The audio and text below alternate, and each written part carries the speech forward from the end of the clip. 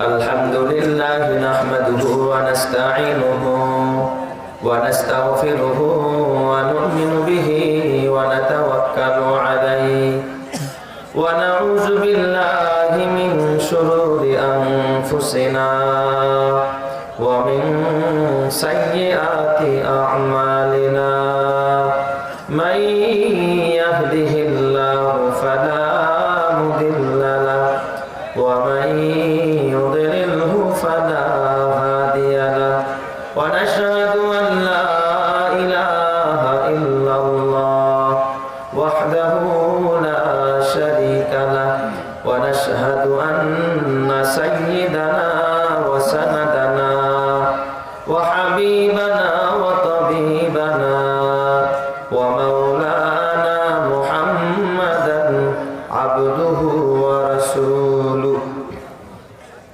أما بعد فأعوذ بالله من الشيطان الرجيم بسم الله الرحمن الرحيم يا نساء النبي لستن كأحد من النساء إن اتقيتن فلا تخضعن بالقول فيطمع الذي في قلبه مرض وقلن قولا معروفا وقرن في بيوتكن ولا تبرجن تبرج الجاهلية الأولى آمنت بالله صدق الله مولانا العظيم وقال صاحب القرآن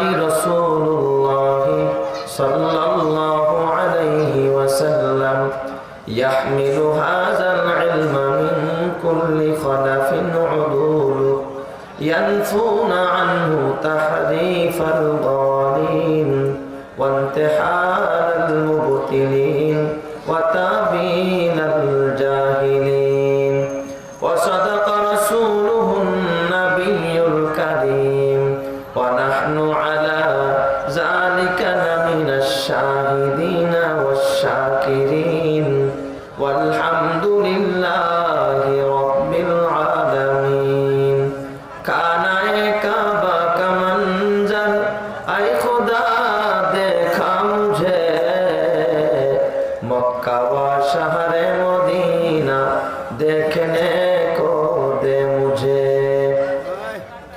वो मकामात मुबारक की जियारत हो नसीब जिसमें रहमत बेशुमार देखने को दे मुझे ऐ खुदा सैराब कर दे आबे ज़मज़म से मुझे इस्तिलाम हजर अस्वद से मुशर्रत कर मुझे गुंबुदे खदरा दिखा दो रौज़ाए अतहर मुझे दरमियाने कब्र मिंबर गिरगिराने दे मुझे दरमियाने कब्र मिंबर गिरगिराने दे मुझे दुरूद शरीफ पढ़े अल्लाहुम्मा सल्लि अला मुहम्मदिन व अला आलि मुहम्मद कमा सल्लैता अला इब्राहीम व अला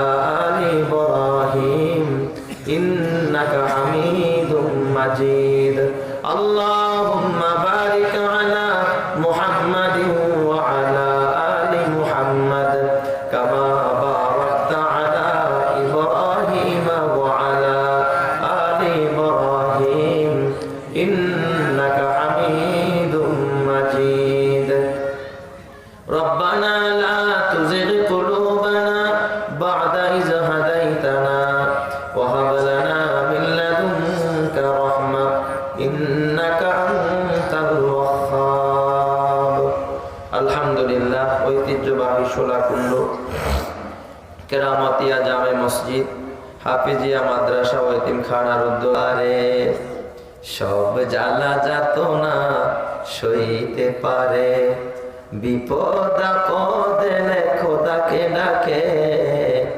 বিপদ আপদে খোদাকে ডাকে, তার দয়া করুণার ভরসা রাখে, হারায় না হুঁশ সেই তো মানুষ, সেই তো মানুষ, সেই তো মানুষ, সেই তো মানুষ। স্বর্ণ একটা দামি জিনিস, পরীক্ষা কম না বেশি? এই যে স্বর্ণ দেখেন, নাকের ফুল হয়, কানের দুল হয়, গলার মালা হয়, হাতের মালা হয়, এমনি এমনি না পরীক্ষা দিয়া? আগুনে আগুনে পোড়া হচ্ছে স্বর্ণ, কি ঠিক কিনা? আগুনে না পোড়ায় কি স্বর্ণ দিয়ে অলংকার হয়? নাকে উঠতে পারে, কানে ঝুলতে পারে, গলার মালা হয়, হাতের বালা হয়, না আগুনে করতে হয়েছে? শুধু আগুনে পোড়াই শেষ না, পানি দোষও হয়েছে? আগুনে পোড়ালে সোনা খাঁটি হয়ে যায়, সে কথা তো সবাই জানে, গভীর রাত্রি শেষে ভোর এসে যায়, সে কথা তো সবাই মানে। সমুদ্র পাড়ি দিয়ে দার্জিলিং বান, দেখে দেখে ভরে শুধু নাবিকেরই মন, সোনালি মানুষ সেই তো মানুষ, সেই তো মানুষ। সকল ব্যথার বোঝা বইতে পারে, সব জ্বালা যাতনা সইতে পারে, বিপদ আপদে খোদাকে ডাকে, তার দয়া করুণার ভরসা রাখে, হারায় না হুঁশ সেই তো মানুষ, সেই তো মানুষ। কথা ঠিক কিনা বলেন? আল্লাহ তুমি আমাদেরকে সফল মানুষ বানাও, জোরে করা আমি সূরাতুল আহজাব থেকে তেলাওয়াত করেছি, সুমসুর আয়াত। একটা জিনিস আপনারা জানেন, যার দাম যত বেশি, যার মান যত বেশি, সেটা অতটা গোপনে থাকে, ততটা ওপেনে থাকে না। স্বর্ণ একটা দামি জিনিস, রাস্তাঘাটে ফালায় রাখে, ঘরের ভিতরে সুকেসে সাজায় রাখে, গোপনে যে আলমিরাটা আছে ওটার ভিতরে গোপন ডয়ার, ওইটার ভিতরে আবার আরেকটা গোপন ডয়ার, তালা মাইরা কাগজে পেঁচায় তারপরে স্বর্ণকে লুকায়। কথা ঠিক কিনা বলে? এখন স্বর্ণ যদি কয় আমার অধিকার হরণ হচ্ছে, থাকবো না বদ্ধ ঘরে, দেখবো এবার জগৎটাকে কেমন করে ঘুরছে মানুষ যুগান্তরের ঘূর্ণি পাখি, তাইলে তার দশা কি হবে? আপনারা বলেন, এই দুনিয়াতে আল্লাহ পাক নারী আর পুরুষদেরকে বানাইছে, পুরুষের থেকে নারীদের মর্যাদা আল্লাহ পাক 3 গুণ বেশি দিছে। সুবহানাল্লাহ। বাবার থেকেও মায়ের মর্যাদা আল্লাহ পাক কয় গুণ বেশি? 3 গুণ বেশি দিয়েছে। মা বড় দামি, ইজ্জতের পাত্র, সম্মানের পাত্র। এই জন্য মা জাতি সম্মানের, এই জন্য এদেরকেও গোপনে থাকা, পর্দার ভিতরে থাকার নির্দেশ কার? আল্লাহ। সবাই বলেন না কার? আল্লাহ। এখন স্বর্ণ সে যদি ভিতরে বসে স্লোগান দেয় যে এই ভাঙারি, আপনাদের এলাকায় কটকটি বেছে না, এই কটকটি বেছে ভাঙারি সংগ্রহ করে না, ভাঙারি নিয়ে কি কেউ সিন্ধুকে তালা মারে নাকি? আলমারিতে উঠায়, সুকেসে সাজায়, কোথায়? ওই যে ফরিদপুরের পাশে, বাইপাসের পাশে ফুটপাতের মধ্যে ফালায় রাখে।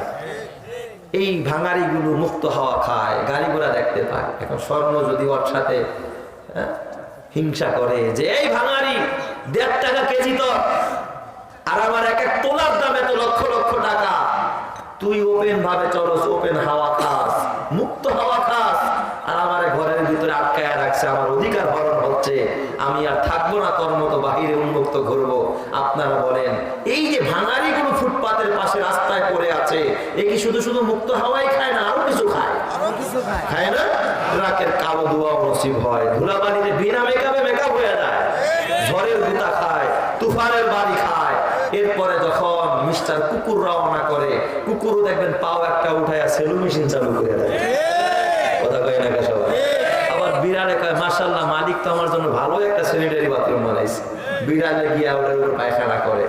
তাই এই যে ভাঙারিগুলো মুক্ত হাওয়া খাইছে, কথা সত্য, ধুলাবালিও নসিব হয়েছে, ট্রাকের কালো ধোঁয়াও নসিব হয়েছে, ঝড়ের চুবানিও খাইছে, বাতাসের বাড়িও খেয়েছে, কুকুরের প্রস্রাবও নসিব হয়েছে, বিড়ালের পায়খানাও নসিব হয়েছে। এই দশা কেন? উন্মুক্ত হাওয়া খাইতে গিয়া। আমিও বলতে চাই, নারী জাতি স্বর্ণের থেকেও দামি, তারাও যদি স্লোগান দেয় আমরা বদ্ধ করে থাকবো না, ওপেনে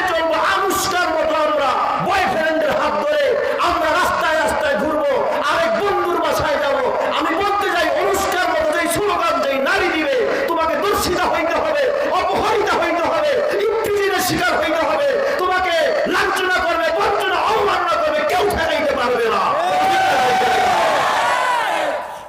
তাইলে আনুষ্কার এই দশা কেন? ওপেনে চলতে গিয়া। কথা ঠিক না বেঠিক? আজকে যদি মা বোনেরা আনুষ্কার হাতে হাত দিয়া দিহানের মতো বন্ধুকে বয়ফ্রেন্ড বানায়া রাস্তায় ঘুরতে যায়, কপাল পুড়ে যাবে, কপাল পুড়ে যাবে। কথা ঠিকই না? দেখা এই জন্য আল্লাহ পাক নারী জাতিকে ওয়াজ করতেছে। কাকে? নারী জাতিকে। আল্লাহ বলেন, ইয়া নিসান নবী লাস্তুন্না কাহাদিম মিনান নিসা। যেন তেন পরিবার আল্লাহ ওয়াজ করে না। এই পৃথিবীর ভিতর মডেল পরিবার, শ্রেষ্ঠ পরিবার, শ্রেষ্ঠ মানুষ, মানবতার মুক্তির দূত, Islamic power head of the prophet জনাব মুহাম্মদুর রাসূলুল্লাহ সাল্লাল্লাহু আলাইহি ওয়াসাল্লামের পরিবারকে নসিহত করতেছে। সুবহানাল্লাহ। আমার নবী যত দামি, নবীর পরিবার বিবিরাও তত দামি। দামি পরিবারকে আল্লাহ নসিহত করতেছে। নসিহত তো করা দরকার যারা উল্টা পাল্টা চলে তাদেরকে, কিন্তু আল্লাহ পাক নবী পরিবারকে কেন নসিহত করতেছে? একটা কথা মনে রাখবেন, দেখবেন অনেক সময় পিতা মাতায় জিরে মাইরা বউরে শিখায়। একটা কথা আছে না, বউ যতই অন্যায় করুক শাশুড়ি আম্মা কিন্তু বউর গায়ে হাত তুলে না। বেশি রাগ হয়ে গেলে ধরে ধরে মা মেয়েটারে গুতায়। তার মানে জিরে মাইরা বউরে শিখায়। আমার আল্লাহ নবীর বিবিদেরকে নসিহত করতেছে, তার মানে আল্লাহ বুঝাইতে চায় দুনিয়ার নারীরা, আমি যদিও বলতেছি আমার নবীর বিবিদেরকে, কিন্তু এটা শুধু তাদের জন্য সীমাবদ্ধ নয়। কিয়ামত পর্যন্ত আনেওয়ালা যত নারীরা আসবে, আমার এই নসিহত সমস্ত নারীদের জন্যই প্রযোজ্য। জোরে কোন সুবহানাল্লাহ। আল্লাহ কি বললেন? ইয়া নিসান নবী, হে নবীর বিবিগণ, লাস্তুন্না কাহাদিম মিনান নিসা, তোমরা কিন্তু অন্যান্য বিবিদের মতো না, অন্যান্য নারীদের মতো না। ইনিত্তাকাইতুন্না ফালা তাখদুনা বিল কওল, খবরদার তোমরা যদি আল্লাহকে ভয় করে থাকো, দিলের ভিতরে যদি আল্লাহর ভয় থাকে, তাহলে বেগানা পুরুষের সাথে কথা বলার সময়, বন্ধু বান্ধবের সাথে কথা বলার সময়, এই বয়ফ্রেন্ডের সাথে কথা বলার সময়, এই আপনজন ছাড়া বেগানার সাথে কথা বলার সময়, ফালা তাখদুনা বিল কওল, বেশি মিষ্টি সুরে কথা বইলো না, বেশি মধুর ভাষায় কথা বইলো না, বেশি নরম ভাষায় কথা বইলো না। নিষেধাজ্ঞা জারি করলেন কে?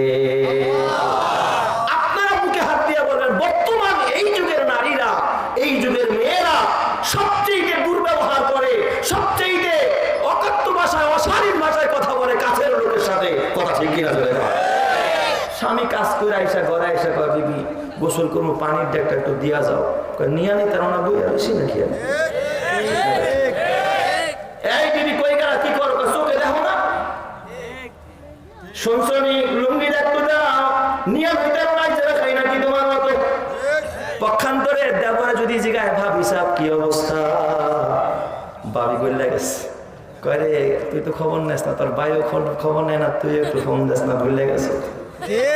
মজা লাগেন না কথা কয়? বলেন তো দেবর তার প্রেমে পড়ে যায়, ঠিক কিনা? এটা নিষেধ করলেন কে? আরো জোরে বলেন না কে? খালা তো ভাই যদি ফোন দিতে পারে, কি রে তুই বিয়ার পর তো চেঞ্জ হয়ে গেছিস? কয় না ভাই, তো বলতে পারি, দুনিয়ার সব বলতে পারি কিন্তু তবে বলতে পারি না। বলে কি বলে না? বয়ফ্রেন্ড যদি হয়, কি রে স্কুল লাইফের কথা কি ভুলে গেছিস নাকি? কয় না, ওই বাদাম খাওয়ার কথা এখনো বলি নাই। এমন মজার কথা তার প্রতি আকৃষ্ট করে। আল্লাহ তো জানে, গোলাম এ বান্দিরা খবরদার, ফালা তাখদুনা বিল কওল, বেগানা নারীর সাথে কথা বলার সময় খবরদার, এ নারীরা বেগানা পুরুষের সাথে কথা বলার সময় মধুর কণ্ঠে, আকর্ষণীয় ভাষায়, নরম ভাষায় কথা বলিস না। নরম ভাষায় কথা শোনার একমাত্র যোগ্য তোর স্বামী, তোর মা, তোর বাবা, তোর সন্তান। কথা ঠিক কিনা? এদের সাথে দুর্ব্যবহার করে, আর যাদের সাথে নরম ব্যবহার করতে নিষেধ করেছে তাদের বেলায় নরম ব্যবহার। এই যে আনুষ্কাকে যখন ডেকেছিল, যদি ডাকে সারা না দিত, নরম কথা না বলতো, প্রেম হইত না, এই সমস্ত দুর্ঘটনা ঘটতো না। কথা ঠিক কিনা? কোরআন না মানার ফসল, ঠিক কিনা বলে? আমার বাজান খুব ভালো করে বুঝবেন, আল্লাহ একটা খবরদার, দেখানা পুরুষের সাথে কথা বলতে গিয়া হে নারীরা বেশি মিডাই লাগেন না, কথা কইস না, নরম নরম কথা কইস না। কয় তাহলে হুজুর গরম কমু গরম? আল্লাহ কয় না গরমও কইস না, কয় হুজুর গরমটা কেমন, নরমটা তো বুঝাইলেন গরমটা কেমন। গরম মনে করেন মেয়ে একটা রাস্তা দিয়ে আদার পলায় জিগাইছে, কিরে তোর নাম কি? কয় তোর একটা জুতা লাগবে বেড়ায় নাম জিগাইছে দেখে এগুলি একবার কিছু করে দিয়েছে নাকি তোরে নাম জিজ্ঞেস তুই নাম বলে দে। এখন যদি তোরা জুতাটা পিটানো তাহলে গরম বললে সমস্যা, এই ছেলে তার বিরুদ্ধে লেগে যাবে, ঠিক না ঠিক? কারণ তুই তার এই গরম কথা কইছিস, আল্লাহ নরমও বলিস না নরম করে তার প্রেমে পড়বো, গরম কইস না গরম করে তার বিরুদ্ধে লাগবো। হুজুর তাই মুই আন কমে যাবো মনো, নরমও কইতে দিবেন না গরমও কইতে দিবেন না। আল্লাহ কয় না গোলাম না, নরমও কওয়া লাগবে না গরমও কওয়া লাগবে না। ওয়াকুলনা কাওলাম মারুফা, বান্দারের কথা তিন প্রকার, নরম কথা গরম কথা আরেকটা মাঝামাঝি কথা। আল্লাহ কয় নরম বললে সমস্যা, প্রেমে পড়বো, গরম করে বিরুদ্ধে লাগবো। নরমও কইস না গরমও কইস না, ওয়াকুলনা কাওলাম মারুফা, মাঝামাঝি থাকো। তোরা জিজ্ঞাসা করছে তোর নাম কি? তুই কো আমার নাম আমিনা, আমার নাম মারিয়াম, আমার নাম খাদিজা। সে তার প্রেমেও পড়বে না, তার বিরুদ্ধেও লাগবে না, সেও বাঁচলো তুইও বাঁচলি, সমাজ সুন্দর হয়ে গেল।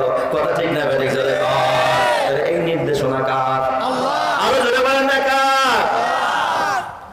এরপরে আমার আল্লাহ বলেন ওয়াকারনা ফি বুয়ুতিকুন্না ওয়ালা তাবাররাজনা তাবাররুজাল জাহিলিয়াতিল উলা।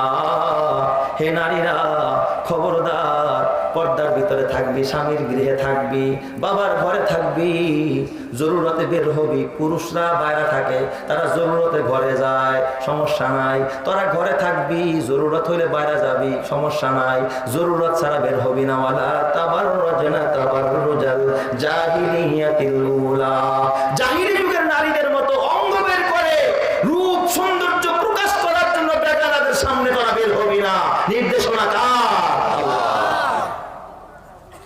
খবরদার যুগের নারীরা, ও মা, তুমি তো বড় দামি মা, তুমি তো আব্দুল কাদের জিলানীর মা, তুমি তো খাজা মঈনুদ্দিন চিশতির মা, তুমি তো হাফেজের মা, তুমি তো পীরজির মা, তুমি তো আম্বিয়া কেরামের মা, শহীদদের মা, তুমি তো নবীদের মা। মাগো মা, তোমাদের পায়ের নিচে আল্লাহ সন্তানের জান্নাত রাখছে মা।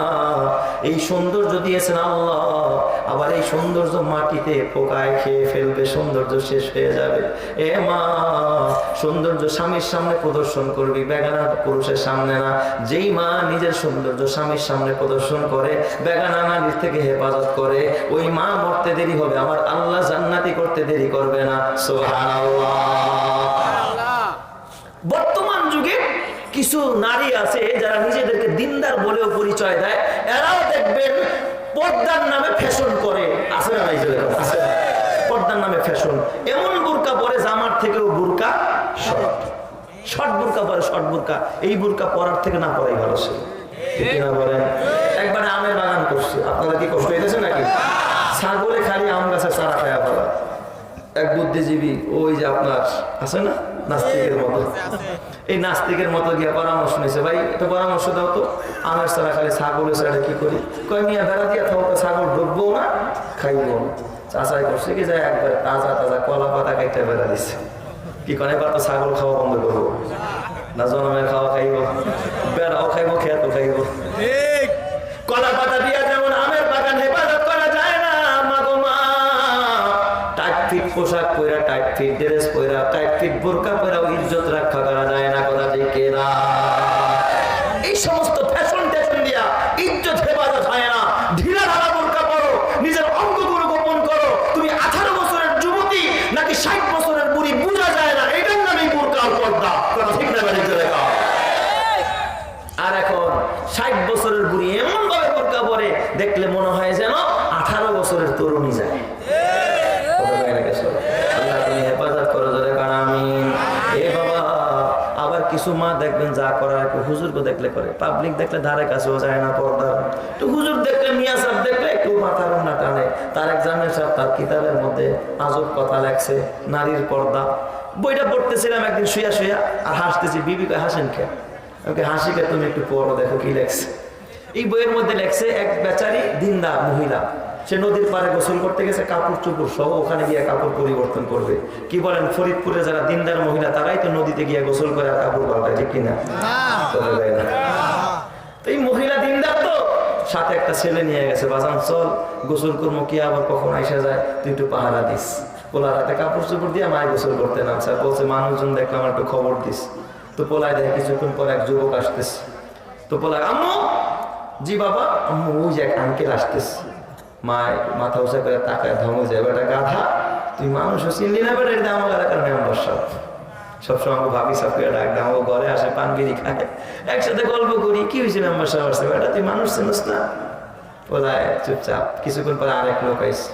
পোলায় দেখতেছে আরেক লোক, বলছে আম্মু মাগো। জি বাবা। ও যে আরেক আঙ্কেল আসতেছে। মা এবারও খেপছে, গাধা তুই একটা বলদ পোলা, আমার ঘরে এমন বলদ পোলা আল্লাহ দিল, মানুষ হয়েছে না, এটা আমার এলাকার দোকানদার, সবসময় আর দোকানে সদাই খাই, লিপস্টিক কিনি, চুনো কিনি, ক্রিম কিনি, আরো কত কিছু কিনি, কত মজাক করি আল্লাহকে। কি হয়েছে, দোকানদার আইসে বেটা, কিচ্ছুই হয় নাই, দোকানদারের লোক তার পর্দা করার দরকার নাই, ঠিক না বলে? ঠিক বলে গেছে গান। পোলায় খালি মনে মনে কথা, মানুষ খেলা। কিছুক্ষণ পর আইসে আরেক লোক। পোলায় কয় মা গো। জি বাবা। ওই যে আরেক আঙ্কেল আসতেছে। মা এবার খুব খেপছে, গাধা একেবারে বোকা ছিলে, মানুষ বুঝতে পারে, এটা আমার একটা ডাক্তার সাহেব, সবসময় আমার চিকিৎসা করে, আমার খোঁজ খবর নাই, কি হয়েছে, ডাক্তার আমার ঘরে আসে, আমার বলো কি। পোলায় কয় দূর ও যার কথাই কই খালি অমুক সাপ তমুক সাপ, যা কেউ এলার কিছুই কম না। পোলায় আমার চুপচাপ হয়ে বসে রয়েছে। কিছুক্ষণ পর রওনা করছে আমার এলাকার ইমাম সাহেব। পোলায় তো চুপচাপ, কইব না, খালি মাকে অমুক সাপ তমুক সাপ, যা আজকাল কিছুই কম না। আর ইমাম সাহেব যখন রওনা করছে, ইমাম সাহেব বেপর্দা নারী দেখলে একটু সাধারণত আওয়াজ করে, জানি সেটা পর্দার মধ্যে ঢুকে আইসা কাশি দিস। মহিলা তো টের পাইছে, তাড়াতাড়ি আসল দিয়ে মাথা রেখা খেপছে, তোর আগেই বলছিলাম না মানুষজন দেখতে আমার তো খোঁজ খবর দিবি, কই ইমাম সাহেব তুই তো কিচ্ছুই করি না। পোলায় চিন্তা করে, মা তুমি তো একটু আগে কইরা, ওটা তোমার মেম্বার সাহেব, ওটা তোমার দোকানদার সাহেব, ওটা তোমার ডাক্তার সাহেব, তো এটা তো আমাকে ইমাম সাহেব। মা গাধা, তুই মানুষ ছিলি না, এটাই তো আসল মানুষ। তুকু যাওয়া সুন্নাতে আহমদ কুজা, তুকু যাওয়া সুন্নাতে আহমদ কুজা, বা মোহাম্মদ কাইসা ওয়াদে নিসবত তোরা, বা মোহাম্মদ কাইসা ওয়াদে নিসবত তোরা। এ মা, এ দুনিয়ার যুবকেরা, কোন মা যদি এখনো পর্দা করতে পারে, ওই মাকে ওলির মর্যাদা দিয়া জান্নাত দিবে কে? এ আমার মায়েরা, তোমরা তো ফাতেমার উত্তরসূরি মা। ও দুনিয়ার মায়েরা, মাগো শোনো, হযরতে ফাতেমা তো জোহরা রাদিয়াল্লাহু তাআলা আনহা কেমন মা। ও মা, হাদিসের মধ্যে লেখছে ফাতেমার ঘরে একবার 3 দিন যাবত খানা নাই। কয়দিন? আমাদের ঘরে যদি খানা তো দূরের কথা, 3 দিন যদি তেল সাবান না দেন, বিবি থাকবে না ভাগবে? খাবার খাবার তো দূরের কথা, তেল সাবান খালি কথা বলেন না আশেপাশে। 3 দিন যদি তেল সাবান না দেন, ওই নারী ভাগবে। গোলামের ঘরে গোলাম শান্তি পাইলাম না। বাবার বাড়ি যাই, তর্ক করে রাখি, ফাতেমার ঘরে 3 দিন খাবার নাই। হযরতে ফাতেমা তো জোহরা রাদিয়াল্লাহু তাআলা আনহা কোনো অভিযোগ নাই। যা অভিযোগ করার কার কাছে করে? আরো জোরে কোন কার কাছে? আল্লাহর কাছে। হযরতে ফাতেমা মুনাজাত দিয়ে কান্দে, উপর হইয়া পেটের নিচে বালিশ দিয়া ক্ষুধার যন্ত্রণায় ফাতেমা কান্না করতেছে। হযরত আলীও কান্না করে, আলী মসজিদে নববীতে গিয়ে নামাজ পড়তেছে। জোহরের নামাজ আদায় করে হযরত আলী সালাম ফিরায়া সুন্নত করে যখন বের হয়ে দেখে মসজিদের সামনে 5টা ছাগল বান্ধা। কয়টা ছাগল? হযরত আলী এক সাহাবীর ডাক দিয়ে জিজ্ঞেস করে, সাহাবী ছাগলগুলো কার? ওই সাহাবী ডাক দিয়া কয়, রে তুমি তো জানো না এই ছাগলগুলো বিশ্ব নবীকে এক লোক হাদিয়া দিছে, হাদিয়ার ছাগল। আর একটা কথা মনে রাখবেন, পয়গম্বরদের জন্য হাদিয়া খাওয়া যায়, যাকাত ফিতরা খাওয়া হারাম। নবীরা কোনো সদকা খায় না, কিন্তু হাদিয়া গ্রহণ করে। আলীর সামনে যখন বলছে এগুলো নবীজির হাদিয়া, আলী মনে মনে খুশি, আল্লাহ গো ঘরে খাবার নাই, আমি ক্ষুধার্ত। হযরতে ফাতেমা ক্ষুধার্ত। নবীর কাছে আমার শ্বশুর আব্বার কাছে ছাগল আসছে, অন্তত একটা ছাগল হইলো আমি হাদিয়া পাবো, ভাগে পাবো। দৌড়ে আলী বাসায় চলে যায়। আলী বাসায় গিয়া ফাতেমা ডাক দিয়ে, ফাতেমা ও বিবি শুনছনি, রহমাতুল লিল আলামিনের দরবারে 5টা হাদিয়ার ছাগল আসছে। বিবি গো যাও যাও নবীজিরে বুঝায় বলো আমরা ক্ষুধার্ত, একটা ছাগল যদি নবীজি আমাদেরকে হাদিয়া দেয় ওই ছাগলটা জবাই করে গোস্তগুলো সিদ্ধ করে খাইয়া হইলেও ক্ষুধা নিবারণ করতে পারবো। দেখো নবীজি একটা ছাগল আমাদেরকে হাদিয়া দেয় কিনা। জোরে কোন সুবহানাল্লাহ। হযরত ফাতেমা ডাক দিয়ে একা স্বামী গো আপনি বলেছেন আমাকে যেতেই হবে। হযরত ফাতেমা বিকেল বেলা আসরের পর রওনা করছে আমার নবীর দরবারে। নবীজি মসজিদে নববীর কোঠার ভিতরে মা আয়েশা সিদ্দিকার হুজরার ভিতরে বসা। মা আয়েশা সিদ্দিকার পাশে আমার নবীজি পাশে। আমার নবীজি মা আয়েশা সিদ্দিকা রাদিয়াল্লাহু তাআলা আমার সাথে বসে বসে গল্প করতেছে। নবীজি বসার পাশেই মা আয়েশা সিদ্দিকা বসা। হাদিসের মধ্যে রাখে নবীজির কাঁধের মধ্যে যে একটা রুমাল ছিল, চাদর, রেশমি চাদর, এই চাদরটা মুড়া দিয়ে আল্লাহর নবী মা আয়েশার সাথে কথা বলতেছে। অমনি ভাবে সন্ধ্যাবেলা হযরতে ফাতেমাতুজ জোহরা রাদিয়াল্লাহু তাআলা আনহা ঘরের দরজার ভিতরে গিয়া করাঘাত করছে, এইভাবে আওয়াজ দিছে। মা আয়েশা সিদ্দিকা রাদিয়াল্লাহু তাআলা আনহা হাদিস বয়ান করে নবীজি আমার মা আয়েশার সাথে কথা বলতেছেন। হযরতে ফাতেমা যখন দরজার মধ্যে আওয়াজ দিছে আল্লাহর নবীজি সঙ্গে সঙ্গে লাফ দিয়ে উঠছে। এমন ভাবে লাফ দিছে লাভের কারণে গায়ের চাদরখানা রুমালখানা লাফ দিয়ে পিছনে পড়ে গেছে। মা আয়েশা সিদ্দিকা বলেন ফিদাকা আবি ওয়া উম্মি ইয়া রাসূলুল্লাহ, নবীজি গো আপনাকে তো জীবনে কোনোদিন এত তাড়াহুড়া করতে দেখি না ইয়া রাসূলুল্লাহ। যিনি আসছে দরজায় তার প্রয়োজনে আসছে, প্রয়োজন না মিটায়া যাবে না, আস্তে ধীরে দরজা খুললেই তো হতো। আপনি কেন তাড়াহুড়া করলেন, এত তাড়াহুড়া করে কেন দরজা খুললেন? কথাটা বলতে হযরত আয়েশা দেখেন আমার নবীজির গাল বেয়ে বেয়ে পানির ফোঁটা দাড়ি ভিজে ভিজে জমিনে পড়তেছে। মা আয়েশা ডাক দিয়া কয় ইয়া রাসূলুল্লাহ বুঝেছি আমার কথায় মনে হয় কষ্ট পেয়েছেন, নবীজি গো আমারে মাফ করে দেন, আপনি কাঁদেন কেন ইয়া রাসূলুল্লাহ? নবী আমার ডাক দিয়া কয় আয়েশা গো ও বিবি তুমি তো জানো না এই সন্ধ্যাবেলা যে হাতটা দিয়ে আমার ঘরের দরজায় করাঘাত করছে আওয়াজ দিস, বিবি রে আমি ওই হাতের ভিতরে আমার কলিজার টুকরা ফাতেমার গন্ধ পাইতেছি। আল্লাহু আকবার। আমার ফাতেমার হাতের আওয়াজ পাইতেছি। এ বিবি নিশ্চয় সন্ধ্যাবেলাতে ফাতেমা আসার কথা না, মনে হয় আমার মেয়ে ফাতেমা নিশ্চয় কোনো বিপদে পড়ছে রে বিবি। কয় তাহলে দরজা খুলেন দেখি কে আসছে। নবীর দরজা খুলতেই তাকায় দেখে দরজার সামনে পূজা হয়ে হযরতে ফাতেমা চোখের পানি ফালায় দরজার সামনে দাঁড়ায় আছে। নবী আমার ডাক দিয়ে কয় ফাতেমা ও মা কাঁদিস কেন মা? ফাতেমা ডাক দিয়ে কয় বাবা গো 3 দিন যাবত ঘরে খানা নাই বাবা, দেখছেন ক্ষুধার কারণে দাঁড়াইতে পারি। আলীও ক্ষুধার তো হাসান হুসাইন কাঁদতেছি গো বাবা, শুনলাম আপনার ব্যাপারে নাকি হাদিয়া ছাগল আসছে। হযরত আলী নামাজ পড়তে এসে খবর নিছে ও আব্বা একটা ছাগল দিবেননি, এটা জবাই করে খায়া ক্ষুধা নিবারণ করতে চাই। নবী আমার ডাক দিয়া কয় মা ও ফাতেমা শুনে রাখে মা, আমি যদি একটা ছাগল দিয়া দিই জবাই করে আজকে খাবি কালকে খাবি পরের দিন খাবি, গোস্ত শেষ হয়ে গেলে আবার গিয়া কার দুয়ারে হাত বাড়াবি রে মা। এ মা এর থেকে ভালো হয় আমি তোরে ছাগল না দিয়ে একটা আমল শিখায় দেই রে মা। এই আমলটা বাসায় গিয়া জামাই হযরতে আলীরে নিয়ে ঘরের ভিতরে আমল করবি। আমি মুহাম্মদুর রাসূলুল্লাহ ওই জাতের কসম করে কই যার কুদরতি কবজা আমি মুহাম্মদের জীবন। এ মা এই আমলটা যদি ঘরের ভিতরে করতে পারোস, রিজিক যদি আসমানেও থাকে আমার আল্লাহ আসমান থেকে রিজিক তোর ঘরের মধ্যে পৌঁছায়া দিবে। জোরে বল সুবহানাল্লাহ। ফাতেমা বলো তুমি আমল নিবা না ছাগল নিবা? এই যুগের মেয়েরা বলে বলতো বাবা দেখেন না ক্ষুধায় দাঁড়াইতে পারি না, রাখেন আপনার আমল, আগে ছাগল দেন খায়া লই পরে আমল দিন। কিন্তু ফাতেমা কি বলে ডাক দিয়া গো বাবা গো ও আব্বা তাহলে আমার আমল এই দিয়ে দেন, ছাগল লাগবে না। নবী আমার ডাক দিয়া গো মা এ ফাতেমা ছাগল নিলে আমল পাইবা না, আমল নিলে ছাগল পাইবা না, যে কোনো একটা নিবা রে মা। ফাতেমা কয় বাবা গো তাইলে আমার ছাগল লাগবে না, আমার আমলই দিয়া দেন। নবী আমার ডাক দিয়া কয় মা গো বাসায় গিয়ে এশারের পরে জামাই আলীর নিয়া, এ মা 2 রাকাত সালাতুল হাজতের নামাজ পড়বি, এ মা মুনাজাত দিয়া স্বামী স্ত্রী একসাথে বসে একটা দোয়া পড়বি, 5টা কালিমা পড়বি।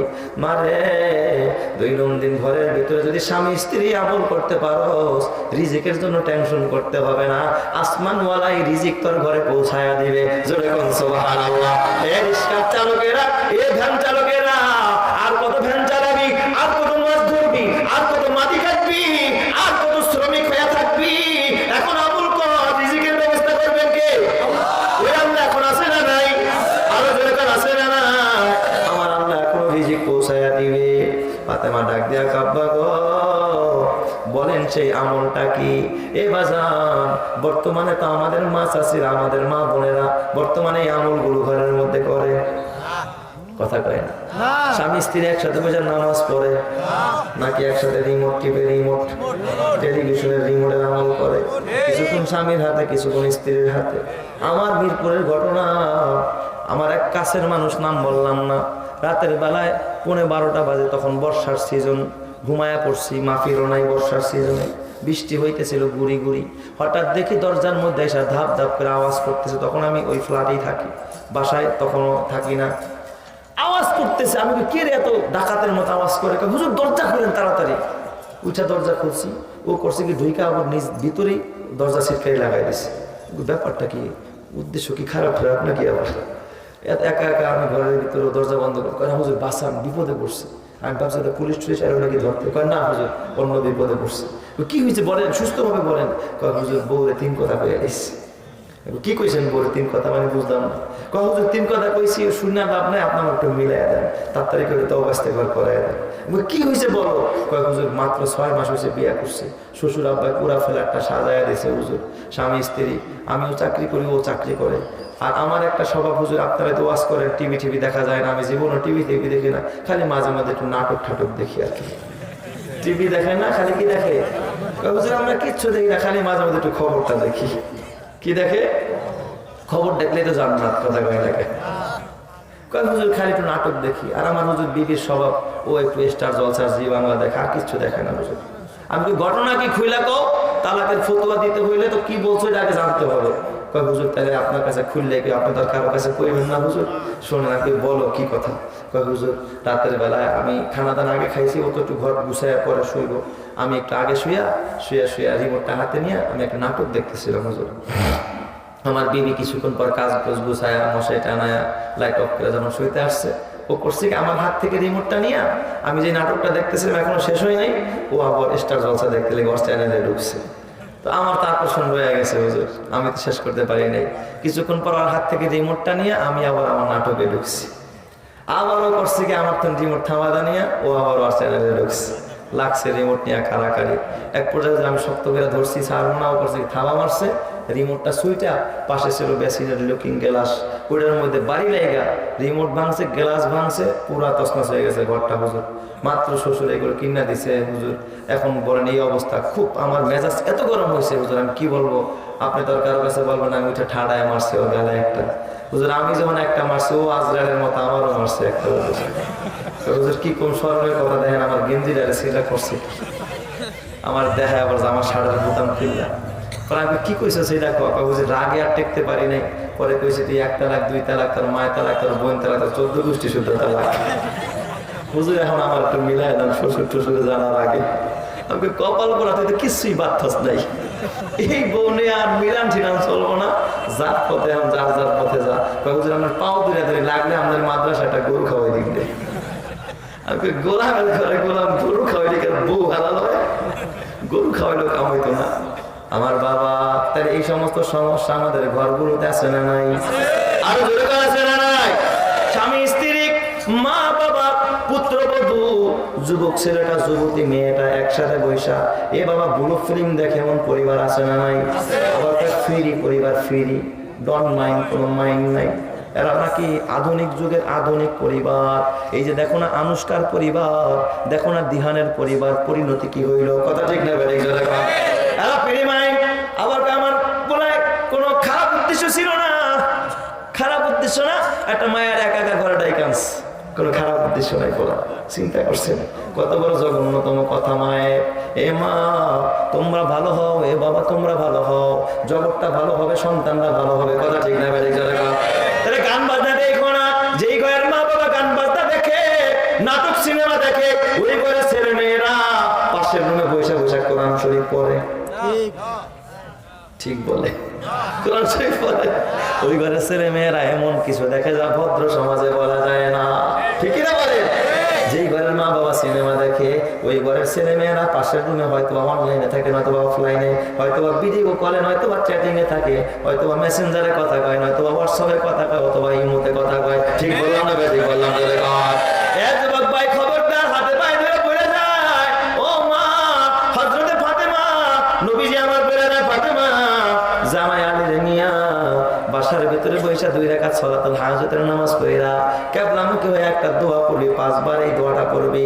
এ মা 5টা কালিমা পড়বি, পড়তে দেরি হবে, আসমানওয়ালা তোর ঘরে রিজিক পাঠাইতে দেরি করবে না। সুবহানাল্লাহ।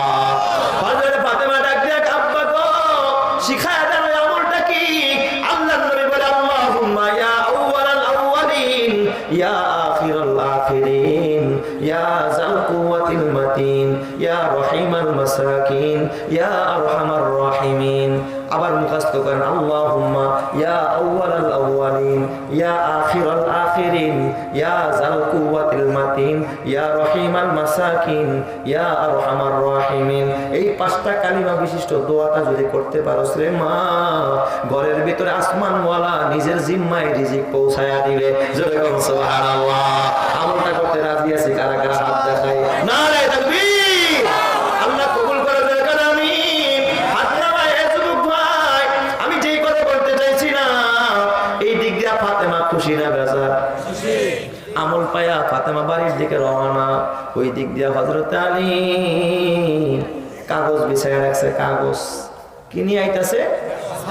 বিবি আমার ছাগল নিয়ে আইতেছে। ছুরি রেডি করছে, বল রেডি করছে, আইলে আল্লাহু আকবার করে জবাই করে দিব। চুলার মধ্যে পানি গরম করতেছে, গোস্ত বানায়া সিদ্ধ করে খায়া খোদা নিবারণ করুন।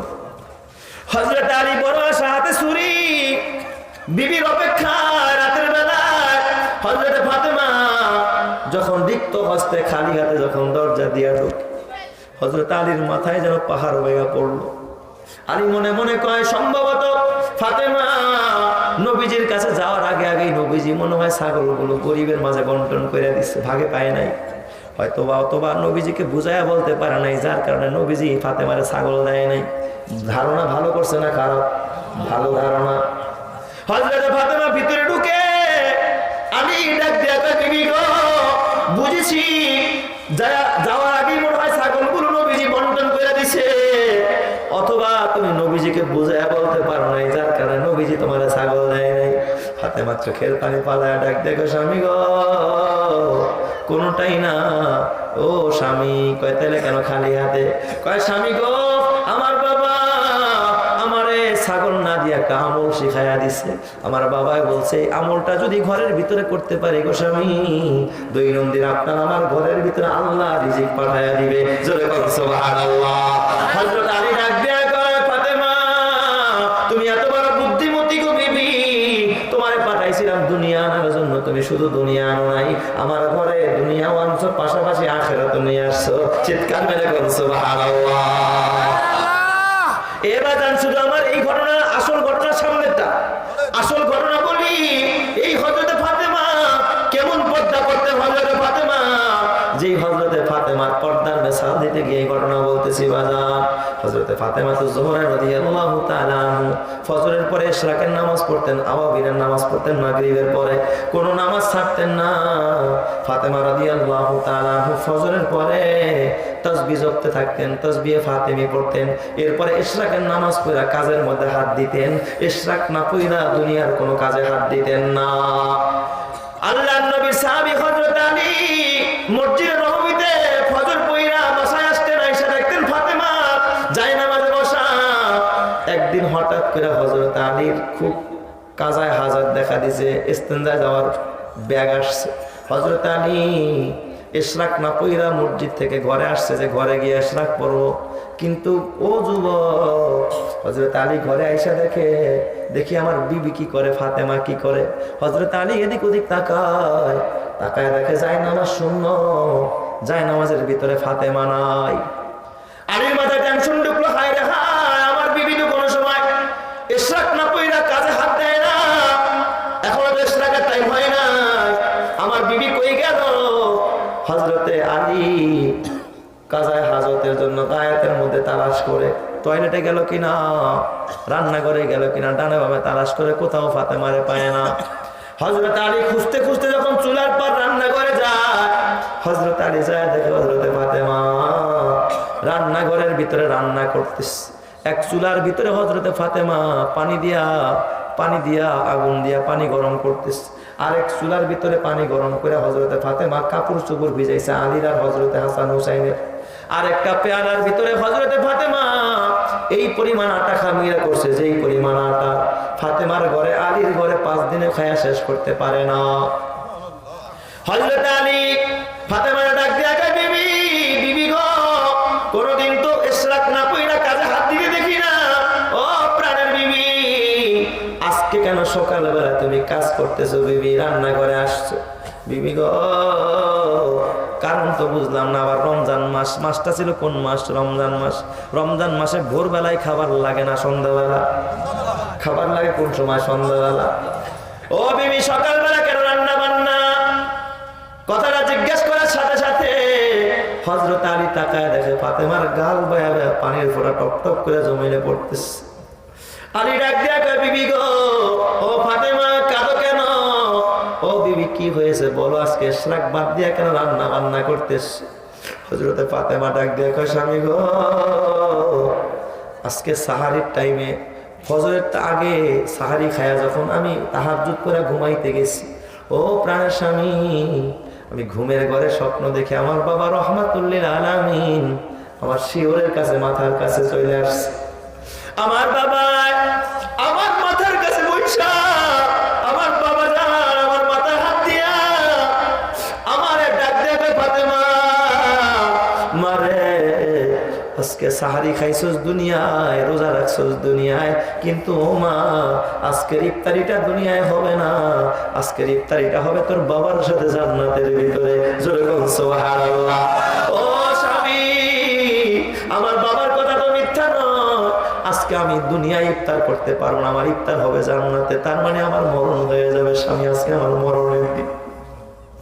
হযরতে ফাতেমা কাঁদতেছে, আলীর চোখ দিয়ে পানি, ঘরের ভিতরে কান্নার রোদ, ওই দিক দিয়ে হাসান আর হুসাইন দুইটা ভাই দৌড়ায় এসে দেখে ঘরের ভিতরে মাও কান্দে, বাবাও কান্দে। হাসান আর হুসাইন বাবারে দেখো, বাবা কাঁদো কেন বাবা? ও মা, কান্না করতেছো কেন গো মা, চোখে কেন পানি? এ বাজার, আপনারা জানেন মায় কাঁদতে পারে, সন্তানদের কাঁদাইতে পারে না। বাবা নিজে কষ্ট করে নিজে কাঁদে, কিন্তু সন্তানের চোখের পানি বাবা বরদাস্ত করতে পারে না। ফাতেমা ডাক দিয়া কও, বাবা, ও হাসান আর হুসাইন, বাবা গো, যাও তোমরা ঘরে থাইকো না, মাঝে মাঝে এই ফাতেমা হাসান হুসাইন ডিস্টার্ব করলে দুই ভাইরে নবীজির রওজায় পাঠাইয়া দিতেন, নবীজি তো কবরে শোয়া। ফাতেমা ডাক দিয়া কয়, হাসান আর হুসাইন, যাও বাবা যাও, দুই ভাই গিয়া তোমার নানার রওজায় গিয়া নানার সাথে কথা কও। হাসান হুসাইন যখন নবীর রওজার পাশে দাঁড়াইতেন, আমার নবীর রওজা থেকে হাসান হুসাইনের সাথে কথা বলতেন। চিৎকার মেরে কোন সুবহানাল্লাহ। হযরত হাসান আর হুসাইন রওজার পাশে চলে যায়, যা সালাম দেয়, আমার নবী রওজার থেকে সালামের জবাব দিয়া ডাক দিয়া কয়, হাসান ও হুসাইন, এই মুহূর্তে কেন তোমরা দুই ভাই আমার রওজার পাশে? কয়, নানা গো, আমার মা পাঠাইয়া দিছে আপনার সাথে কথা বলার জন্য। নবী আমার ডাক দিয়া কয়, না ও হাসান ও হুসাইন, না না, এখন আমার সাথে কথা নয়, দুই ভাই ঘরে চলে যাও, মায়ের চেহারার দিকে তাকায় দেখো। নানা ভাই রে, আজকের পরে কোনোদিন আর মার চেহারা দেখতে পাইবা না, যাও মায়ের চেহারা দেখো। হাসান হুসাইনের বুঝতে বাকি না, দৌড়ে গিয়া মায়ের গলাটা ধরে ধরছে, আজকে বুঝি তোমার বিদায়ের দিন, মরণের দিন, মা গো, তুমি কেন সন্তান দুইটা কান্দে, আলী কান্দে, হাসান হুসাইন কান্দে, ফাতেমা কান্দতেছে। হযরতে ফাতেমা ডাক দিয়া কয়, আলী ডাক দিয়া কয়, বিবি গো, ও কলিজার টুকরা বিবি, বুঝলাম আজকে তোমার মরণের দিন, তবে বিবি তুমি তো এখন আমলে থাকবা, তুমি কেন রান্না করে ঢুকছো রে বিবি? কেন কাপড় ভিজাইতেছো? কেন পানি গরম করো? কেন আটাগুলো খামিরা করো? হযরতে ফাতেমা কান্দে আর কয়, স্বামী গো, আজকে আমার বিদায়ের দিন, আমি মরে গেলে আপনার কাপড়গুলো আর হাসান হুসেনের কাপড়গুলো কে ধুইয়া দিবে? এই জন্য আমি চাই মরার আগে আপনাদের কাপড়গুলো পরিষ্কার করে যেন কবরে যাইতে পারে। এই জন্য আমি কাপড়গুলো ভিজাইছি। বিবি পানি কেন গরম করো? ডাক দেখা, স্বামী গো, আপনারা তো দৈনন্দিন আমি নিজের হাতে গোসল দিতে পারি না, স্বামী গো আজকে পানি গরম করছি, জনমের মতো আপনার আর আমার কলিজার টুকরা হাসান হুসেন একটু গোসল করায় দিয়ে যাইছে, এই জন্য আমি পানি গরম করতেছি। কয়, বিবি গো, এতগুলো আটা কেন খামিরা করো? ফাতেমা কান্দে আর কয়, স্বামী আমি যদি মরে যাই আপনারা কাঁদবেন, কে আপনাদের খাবার বানায় দিবে? হাসান হুসাইনের খাবার দিবে। আমি 5 দিনের এক্সট্রা খাবার বানায় কবরে যাইতে চাই, যেন 5 দিনের মধ্যে ঘরের মধ্যে খাবারের কোনো অভাব না থাকে। জোরে কোন সুবহানাল্লাহ। হযরত ফাতেমা যত বেলা গড়ায় শরীরটা আগুনের মতো গরম হয়ে যায়। জোহরের পরে ফাতেমা গড়ায়া জ্বরে শরীরটা কাঁপতেছে, পড়ে গেছে। হাসান হুসাইন মায়ের বুকের উপরে কান্দে, আলী রাদিয়াল্লাহু তাআলা আনহু সিজদায় পড়ে কাঁদতেছে। এই দিক দিয়া ফাতেমা শুয়া শুয়া হাত বাড়ায়া স্বামীরে ডাক দেয়, কয়, স্বামী ও আলী একটু কাছে আসেন, আপনার সাথে আমার দুইটা কথা আছে। বিবি স্বামী হযরত আলী কাছে গেছে, হাতটা বুকের উপরে নিয়ে ডাক দেয়, কয়, স্বামী গো, আপনার কাছ থেকে আমি 3টা নসিহত করে যাই, আপনাকে 3টা ওয়াদা চাই। ও স্বামী বলেন, আমার মরার পরে 3টা ওয়াদা আপনি পুরা করবেন কিনা? কয়, বিবি আমি ওয়াদা দিলাম, আমি তোমার ওয়াদা 3টা পুরা করবো, বলো কি ওয়াদা? হযরত ফাতেমা ডাক দিয়ে কয়, স্বামী আজকে যদি আমার মরণ হয়, এই পৃথিবীতে আপনার কোনো বিবি থাকবে না, আপনার কোনো খেদমতের লোক থাকবে না। স্বামী গো, আপনি আপনার পছন্দের মতো একটা বিবি আপনি ঘরে এনে নিয়ে। এই যুগের নারীরা স্বামীর ওয়াদা করে বিয়ে যেন না করে। ফাতেমা কেমন মা, কেমন বিবি, স্বামীর কষ্ট সইতে পারে না, মরার পরে স্বামী কষ্ট করবে। ডাক দিয়ে কয়, স্বামী গো, আমার ওয়াদা দেন, আমার মরার পরে আপনার পছন্দের মতো একটা বিবি আপনি ঘরে এনে নিবেন, ওই বিবি যেন আপনার সেবা করতে পারে, আপনার কষ্ট না হয়। কেমন স্বামী ভক্ত ছিল হযরতে ফাতেমা। এ আমার মা, ও দুনিয়ার মায়েরা, স্বামীর সেবা কর, স্বামী যদি খুশি হয়ে যায় আল্লাহ তোমার জন্য জান্নাত ওয়াজিব করে দিবে। জোরে বলুন সুবহানাল্লাহ। ও স্বামী, আমার 2 নম্বরের নসিহত, 2 নম্বরের ওয়াদা আপনি পুরা করবেন। বলো বিবি কি ওয়াদা, কি আমার উপদেশ? কয়, স্বামী গো, হাসান হুসাইনের হাত 2টা ধরে আলীর হাতে উঠায় দিচ্ছে। ও স্বামী, আমি মরে গেলে আমার এতিম সন্তান 2টা হাসান হুসাইনের রাস্তায় রাস্তায় না কাঁদে। স্বামী গো, আমার হাসান আর হুসাইন আপনি একটু দেখা রেখে, একটু কাছে রেখে আদর করে। আমি মা, আমার এতিম সন্তানদের কষ্ট কবরে বসে সইতে পারবো না। ও আলী ওয়াদা দেন, হাসান হুসাইন একটু দেখা রাখবেন, একটু আদর করবে। হযরত আলী কান্দে আর কয়, বিবি ওয়াদা দিলাম। 3 নম্বরের নসিহত কি? বলো বিবি বলো। কয়, স্বামী গো, আমার যদি মরণ হয়ে যায় রাতের বেলায়, আপনারা আমার ইফতারের আগে মরণ হইলে রাতের বেলায় দরজা বন্ধ করে স্বামী আপনি গোসল দিবেন, কাফন পরাবেন, আপনি জানাজা পড়াবেন, কবর খনন করবেন জান্নাতুল বাকিতে, আপনি একাই আমার কবরে রাখবেন, দুনিয়ার কোনো মানুষকে খবর দিবেন না। আলী ডাক দিয়ে কয়, ও বিবি, বুঝলাম প্রথম 2টা নসিহত বুঝলাম, শেষটা বুঝলাম না, কেন মানুষকে খবর দেব না, সাহাবায়ে কেরামকে খবর দেব না? ফাতেমা ডাক দিয়ে কয়, বিবি স্বামী গো, আমি জীবদ্দশায় বেপরদায় চলি নাই, কেউ আমারে দেখতে পারে নাই। আমি মরার পরে কাপড়ের উপর দিয়া যদি মানুষ আমার লাশটা দেখে, তারা অনুমান করবে ফাতেমা কতটা মোটা ছিল, কতটা লম্বা ছিল, কতটা স্থূল দেহের অধিকারী ছিল। আমি মরার পরে আমার লাশটা দেখে কেউ এতটা অনুমান করবে, আমি ফাতেমা এটাও বরদাস্ত করতে পারি না। জোরে বলুন সুবহানাল্লাহ।